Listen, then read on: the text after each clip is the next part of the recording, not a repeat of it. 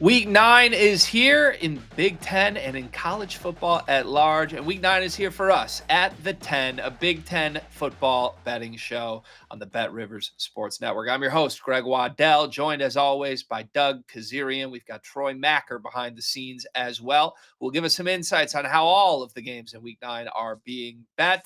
But first, reminder, we have some incredible promotions ongoing for you at Bet Rivers, starting with our Bet Rivers football squares. Players who place a qualifying same-game parlay of at least $10 on eligible NFL or NCAA football games will receive one standard entry into the weekly squares game. Winning standard squares will be awarded a prize of a $20 bonus bet. You can see the app and the website for more details. In addition to our squares, we also have a college football weekly profit boost pack. Log into your BetRivers app or your BetRivers.com account each week to opt into a 3-pack of NCAA football profit boosts, including a live boost, a same-game parlay boost, and a boost to use however you please. You won't want to miss it. Make sure you take advantage. Doug, today we start with the new-look UCLA Bruins in Bloomington against the number 2 team in the country, the Indiana Hoosiers. This game has a whole different look and feel to it than it did about a month ago. Indiana still a sizable favorite, 25.5. Our total set at 54.5. To first glance here, I love Curt Cignetti. This is a whole lot of points against a UCLA offense that has been humming. Doug, what do you see here? Yeah, this game, obviously if the Bruins win, they can get an inside track to the Big Ten title game. Probably not going to happen, but give them credit for turning the season around, improving to 3-1 in conference play.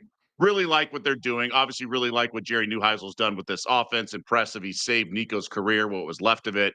Got it back on track. You're right. Like my first instinct is the Hoosiers minus 25.5. Make no mistake, they had the cover last week. Sparty kicked a cheap field goal at the end. But really, this Indiana team's been so impressive. I guess the one shaky performance was at Kinnick, but nothing to be ashamed about by any means. And you're going to have those through the ebb and flow of the season. So in terms of this game, can they step on the gas? Well, they won by about 29, if I remember correctly, last year. It was a different team for UCLA. They closed the season strong, 4-2, and that was in the early part of the season.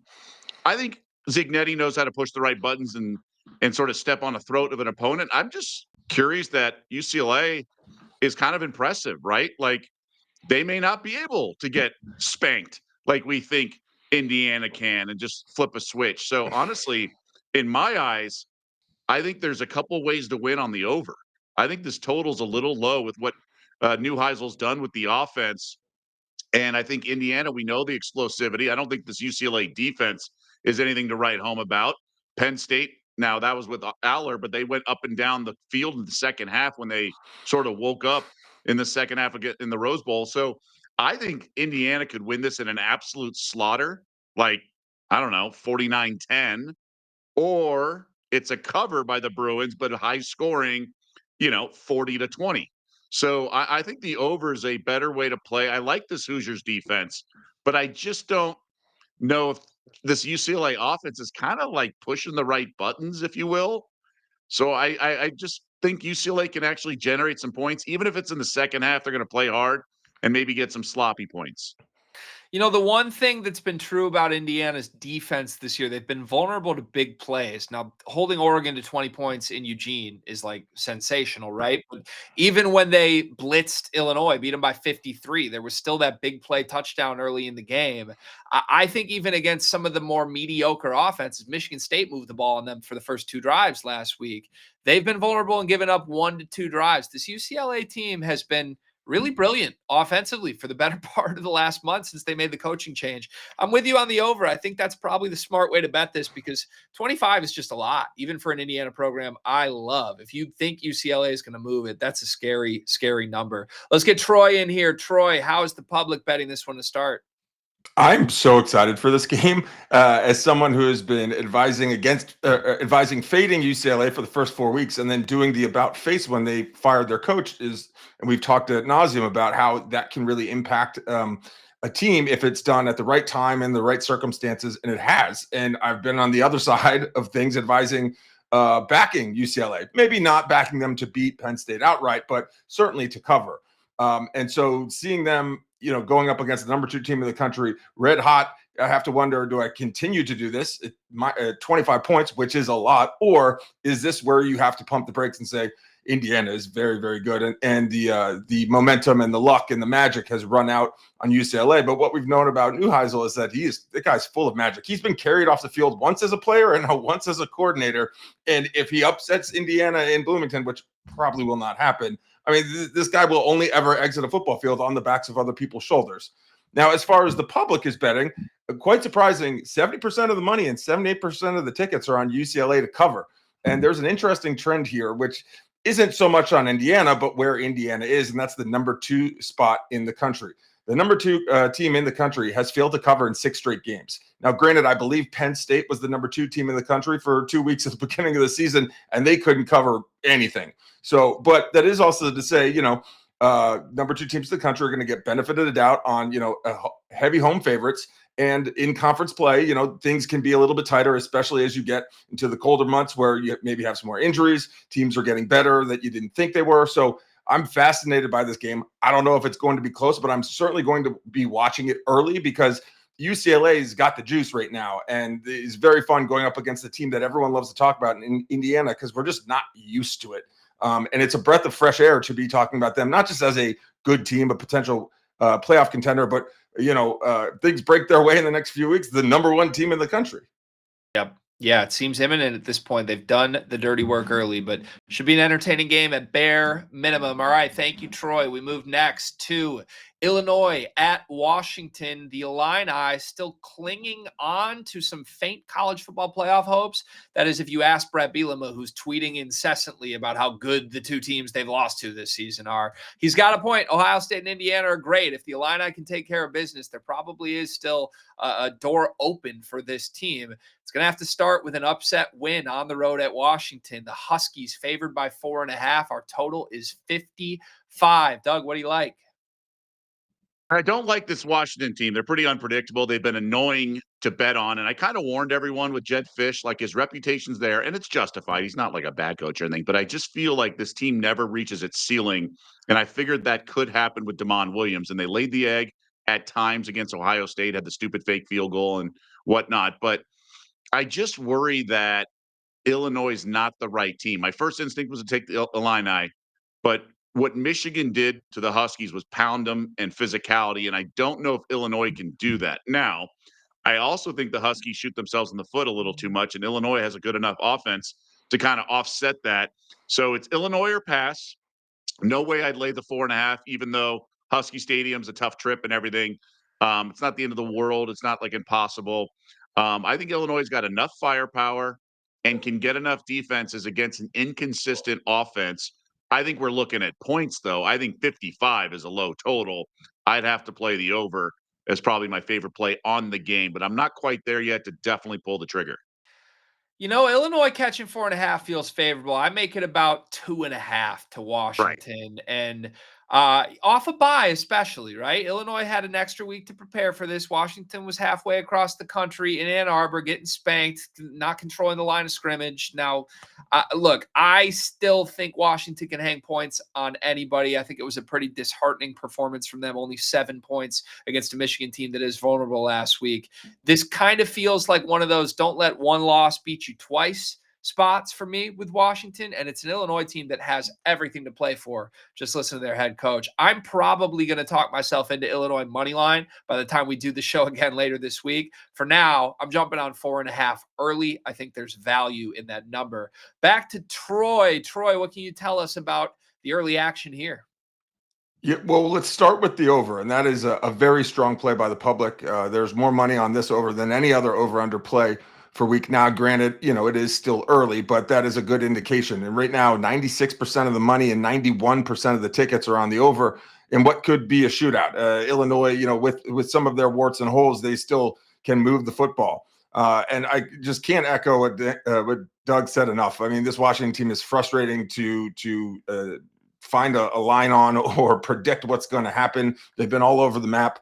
Very fascinating in that regard. What's also fascinating is, everything is on Illinois. 88% of the spread money, 81% of the spread tickets, 89% of the outright money, and 75% of the outright tickets. So the public is heavily backing the Illini to go into Washington, which is not a fun trip at all, especially if there's anything resembling inclement weather, being right there near the water. It is a very tough trip for an Illinois team that has had some decent success on the road, but also not so much. So, I think this one has the potential to be interesting, but it also could just be a really ugly game. I think Illinois could eke it out. I'm back. I'm with you guys on the over, but I would not be surprised if it's just a very ugly under game, the sleepy.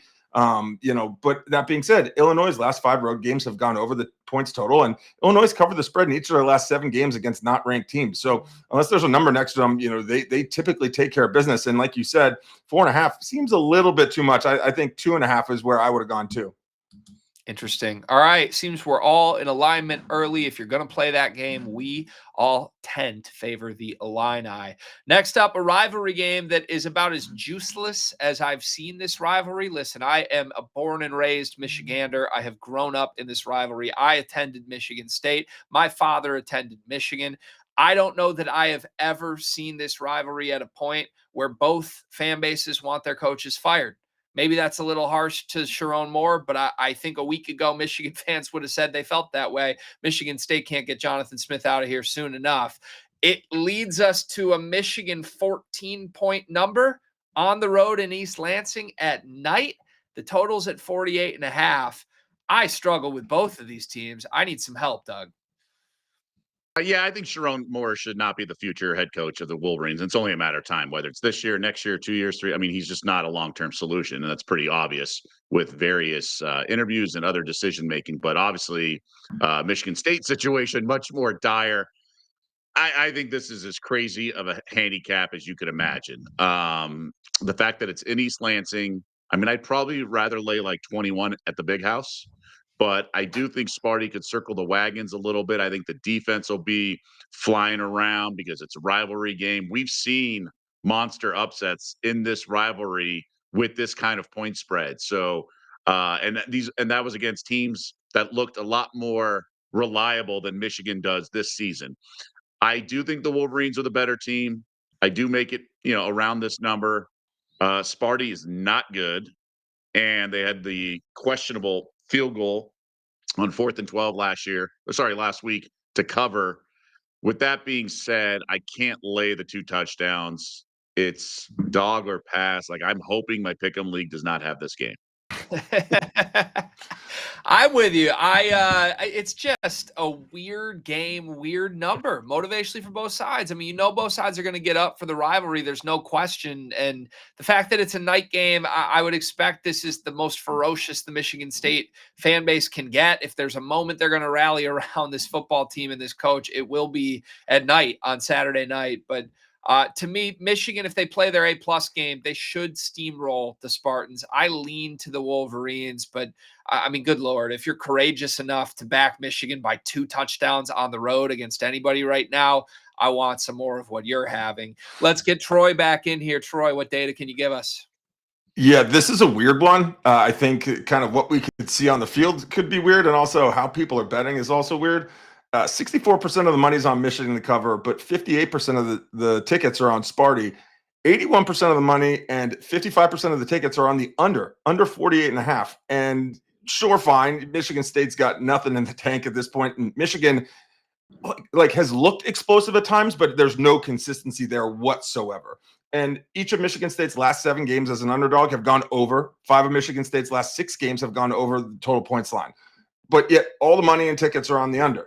The road team has covered the spread in each of Michigan State's last 9 games. So regardless if they're on the road or home, who's ever the road team tends to cover. But 14, my goodness, that is just that's a lot for a Michigan team. But here's another trend that if you're wanting to back the Wolverines, Michigan State has not beaten an AP ranked team in 11 tries.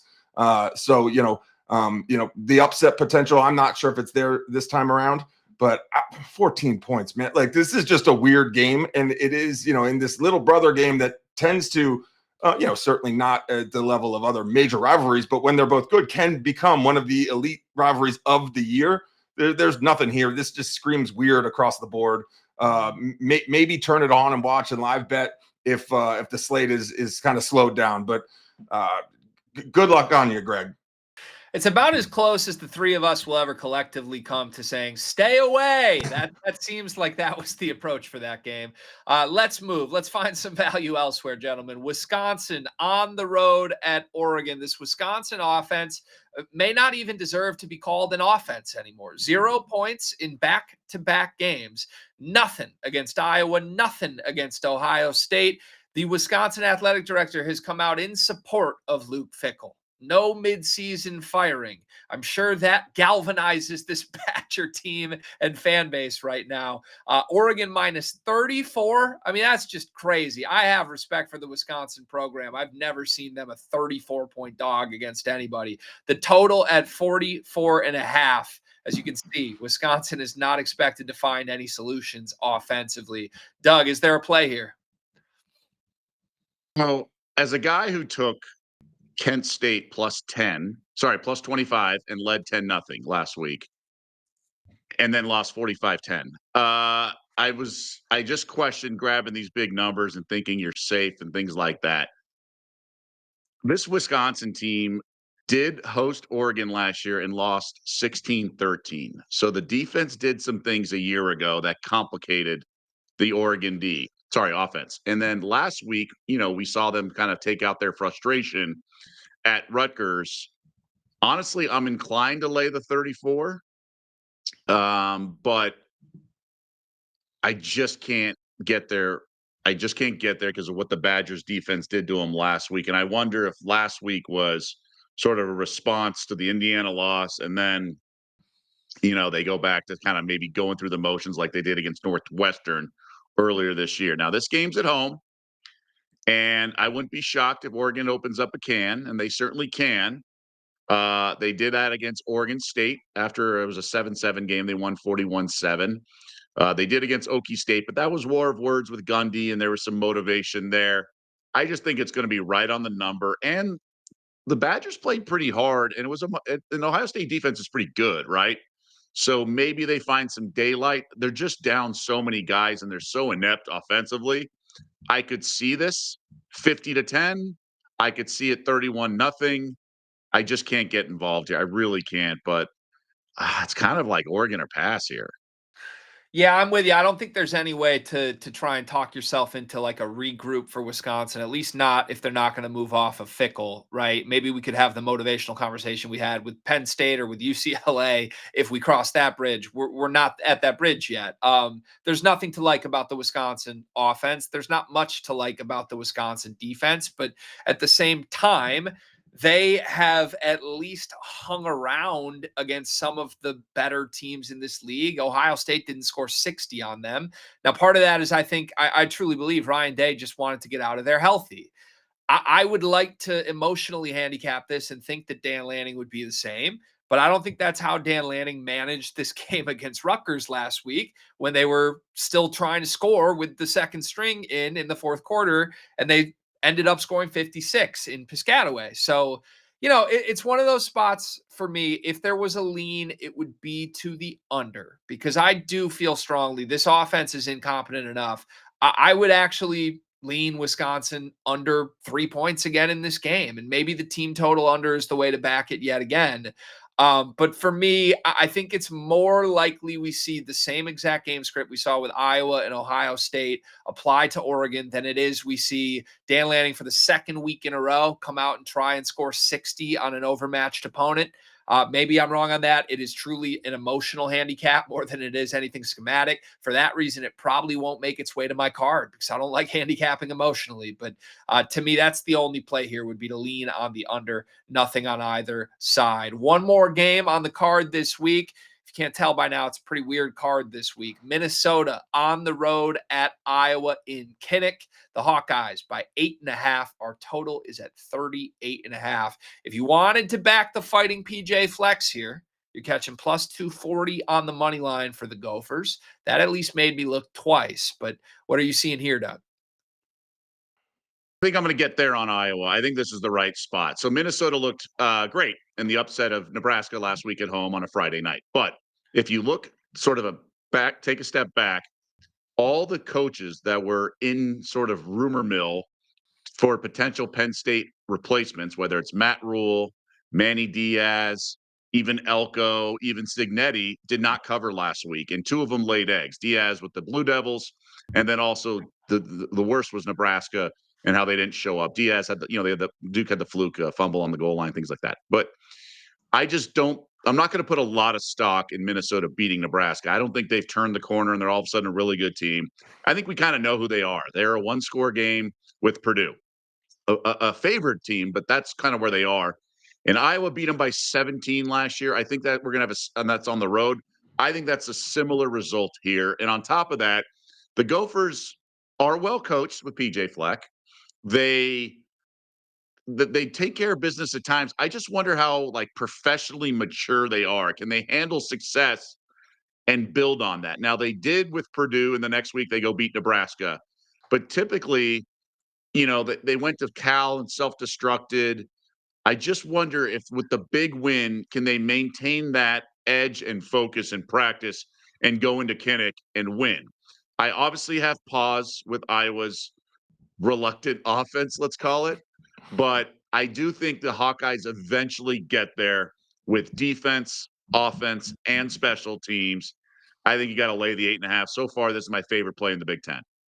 Wow. Okay, there you have it. That's probably enough confidence to talk me off of any narrative Minnesota play here. I was impressed with Minnesota last week. I really was. I thought that Iowa game was misleading in a variety of ways, and we've talked about a couple weird Iowa games. That Rutgers game early in the season was strange. Last week you had the blocked field goal right before halftime that ended up giving Penn State a chance in that game that they probably didn't deserve.